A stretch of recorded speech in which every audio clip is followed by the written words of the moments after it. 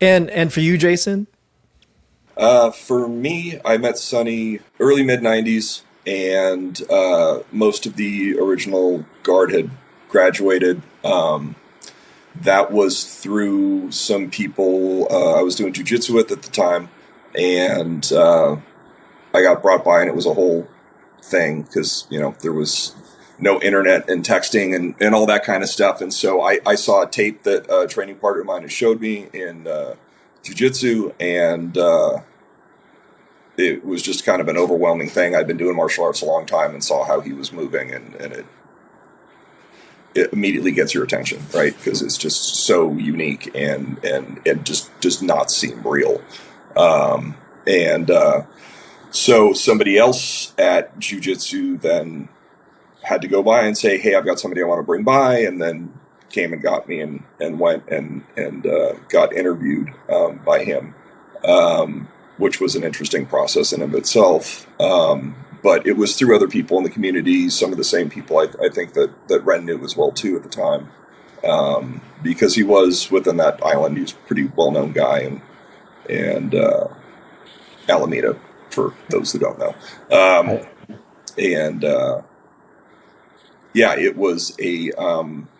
It was definitely like my equivalent of like going to the mountaintop kind of thing to go meet, because it wasn't just a straightforward, easy thing. And there was definitely, judgment, and you have to sit before this guy, and it's, for dramatic effect, a very dark room, and there's like all these swords and stuff around him, and asking you questions and kind of trying to figure out who you are, because not only was this an important and personal thing to him, but it was also something that was pretty dangerous, and not to argue about the whole,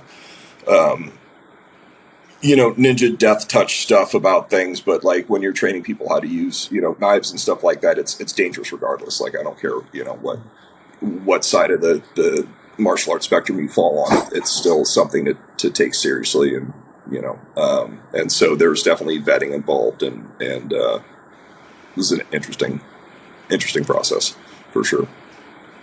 So what was it first time like? I mean, did you get to talk to him when you first saw him, or did you so I get brought by this guy who knew him from Professor J's as well too, and we go to his place in Alameda, and as we realized talking earlier was the there's the red door, and he like cracks the door and like looks out, and the guy says a couple of things, and he opens the door, but it's like really dark inside. You go in, and he sits down in a corner, and there's all this like smoke and dark, like, very theatrical, right?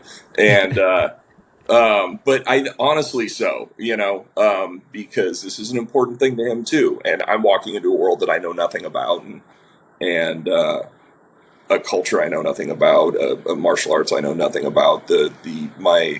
I have heard of it before, but the tape that I saw was my first real intro to something that, of those arts, I found interesting. I saw a lot of basic stuff in the past that was like karate with sticks, kind of, and that didn't seem interesting or different to me.